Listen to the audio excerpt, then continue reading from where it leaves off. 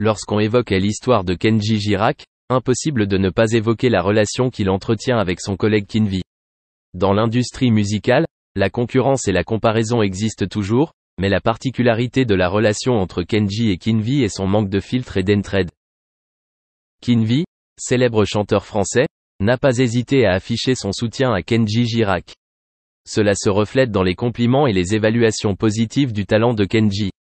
Ne s'arrêtant pas aux mots, Kinvi a également montré son soutien en participant à des projets communs et a même invité Kenji à faire des spectacles avec lui. Un excellent exemple du manque de jugement de Kinvi envers Kenji est lorsqu'il dit « La réalité est que Soraya le veut ». Cela montre que Kinvi non seulement voit et évalue Kenji en fonction de son talent, mais se soucie également des désirs et des joies des autres. Le respect et l'empathie de Kinvi ont créé un environnement de travail positif et encourageant permettant à Kenji Girac de grandir et de réussir. Dans une industrie aussi compétitive et collaborative que celle de la musique, les relations entre collègues artistes ne sont pas seulement une question de compétition mais aussi de soutien et d'empathie. Kenji Girac et Kinvi ont démontré que, même en compétition, le soutien et la confiance mutuelle sont les facteurs les plus importants pour réussir et progresser. Sur la scène dynamique de la danse de l'industrie musicale, Kinvi est célèbre non seulement pour son talent de chanteur, mais aussi pour sa composition musicale unique. Mais récemment, ce nom a refait surface dans l'actualité sous un angle différent. Des événements liés à Kenji Girac et à son parcours ardu. Mais comment Kinvi percevra-t-il ses collègues dans cette situation ? L'incident survenu dans la nuit du dimanche 21 au lundi 22 avril 2024 a fait sensation non seulement dans le monde des artistes mais aussi dans la communauté des fans. Kenji Girac, jeune star célèbre, a été subitement hospitalisé après un grave incident. Le journaliste, par souci d'équité et de sincérité, a interrogé Kinvi sur son opinion sur cet incident. Kinvi, avec l'apparence confiante et l'attitude d'une star, n'a pas hésité à partager son opinion. Il a déclaré que, dans un secteur où la pression et la tentation menacent toujours, il n'est pas rare que des collègues rencontrent des difficultés. Toutefois, ce qui est important, c'est la manière dont ils font face et surmontent ces défis. Dans le cas de Kenji Girac, Kinvi a exprimé ses regrets mais pas sa surprise. Il estime qu'il est compréhensible que des personnes célèbres soient facilement entraînées dans le tourbillon de l'argent, de la célébrité et de la pression du travail. Cependant, il note que le plus important est qu'ils reconnaissent et acceptent leurs responsabilités dans leurs actes et décisions. Parlant de la situation de Kenji Girac, Kinvi a non seulement évoqué l'influence de l'alcool et des drogues, mais a également souligné une situation plus compliquée, la dispute avec sa femme, Soraya. Il a souligné que, dans la vie personnelle de chacun, les conflits et les tensions sont inévitables. Cependant, il est important de savoir comment les résoudre et les gérer. En termes d'humanité et d'éthique, Kinvi a déclaré qu'il ne juge pas les autres mais espère seulement que Kenji Girac se rétablira bientôt et tirera les leçons de cet événement. Il a appelé tous les acteurs de l'industrie et la communauté des fans à se serrer les coudes et à soutenir leurs collègues lorsqu'ils sont confrontés à des difficultés. Dans ce contexte, la position de Kinvi est non seulement personnelle mais aussi un remarquable signal de solidarité et de soutien au sein de l'industrie du divertissement. En fin de compte, relever et surmonter les défis n'est pas seulement une responsabilité personnelle mais aussi une obligation de chaque personne dans la communauté artistique. Dans un récent épisode d'interview de l'émission In All Privacy sur YouTube, l'artiste Kinvi a partagé son opinion sur la déclaration du procureur concernant le cas de Kenji Girac. C'est une histoire qui n'est pas seulement un sujet de fandom, mais aussi un exemple de réflexion médiatique sur la vie privée d'une célébrité. Kinvi a déclaré « C'est sa vie privée qui a été dévoilée. Je ne connais pas assez Kenji Girac pour en parler. » Cette déclaration soulève une grande question sur la portée du droit à la vie privée des célébrités et du droit du public à les connaître. Même si le public souhaite en savoir plus sur la vie des artistes et des célébrités, toute action qui expose leurs informations privées doit être soigneusement étudiée.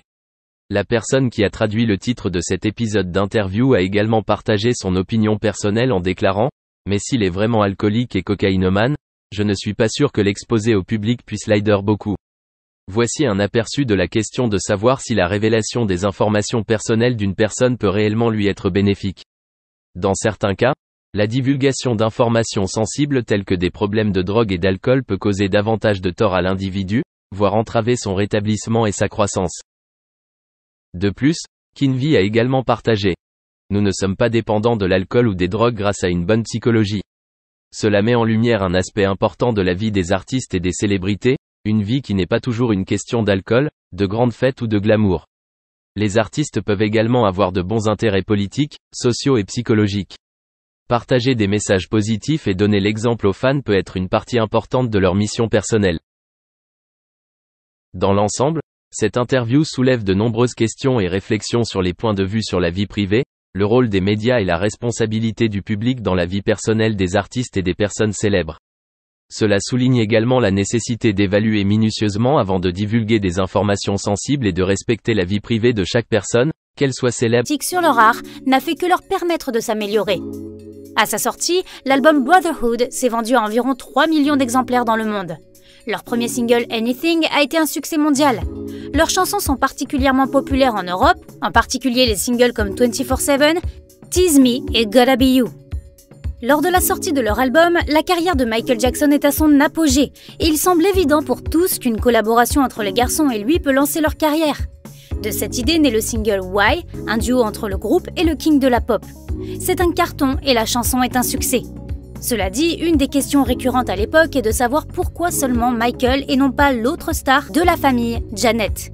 Les garçons expliquent qu'ils ont tout leur temps et que l'autre star Jackson étant en tournée lors de la sortie de l'album, il s'agit d'une collaboration future. Petite anecdote, la maison de disques voulait initialement faire sortir Why avant les autres titres de l'album.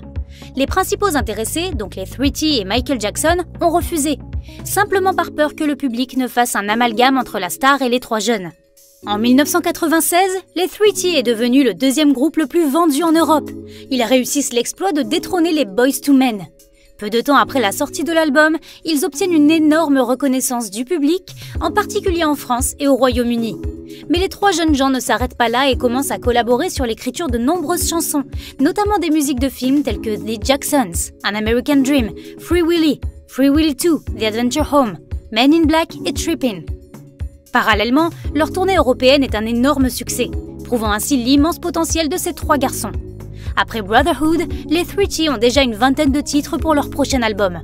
Ils en sélectionnent environ 12 et se préparent pour la sortie de leur deuxième album.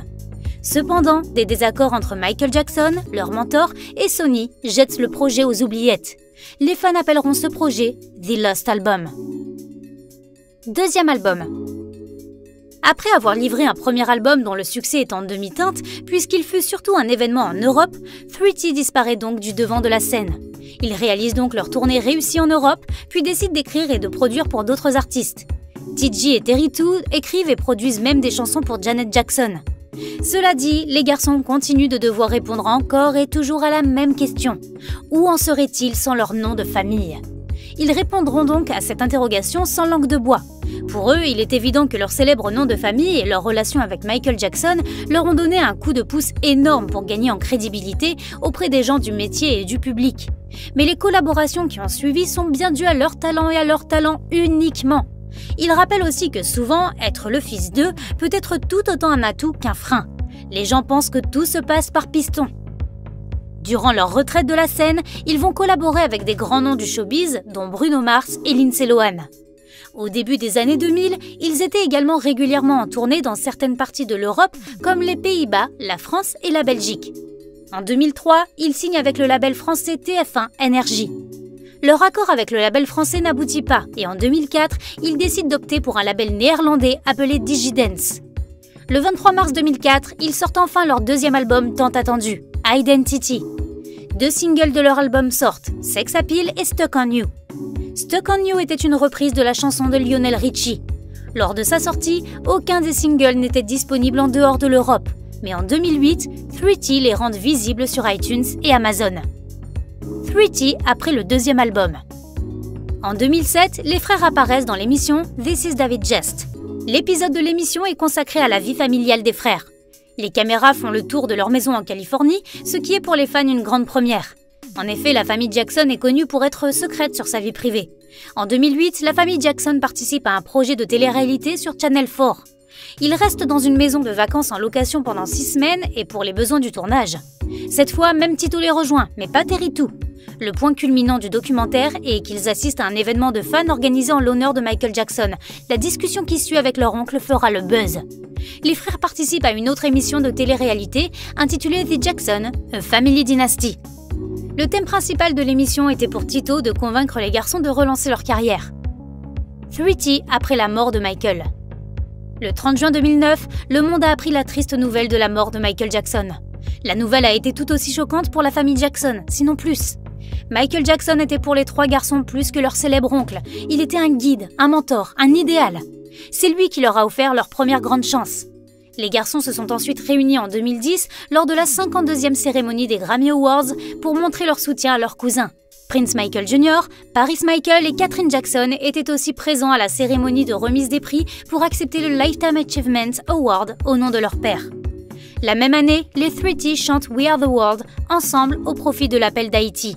Les chansons présentent les plus grands noms de l'industrie musicale et les garçons sont présents uniquement pour faire les chœurs. En 2011, 3T se produit dans le concert hommage de leur oncle, Michael Forever. Ils chantent leur duo à succès Why et la célèbre chanson Heartbreak Hotel de Jackson. Pendant qu'ils sont sur scène, leur émotion est évidente et ils termineront leur tour de chant en larmes devant un public rempli d'émotions. Les batailles juridiques des 3T. Si les garçons auraient préféré rester dans les studios d'enregistrement pour parfaire leurs chansons, la vie en a bien souvent décidé autrement. En effet, après la bataille juridique face au petit ami de leur mère entre 94 et 98, les garçons vont se retrouver mêlés à une sordide histoire. Il y a certain temps sortait un documentaire accusant à nouveau Michael d'être pédophile.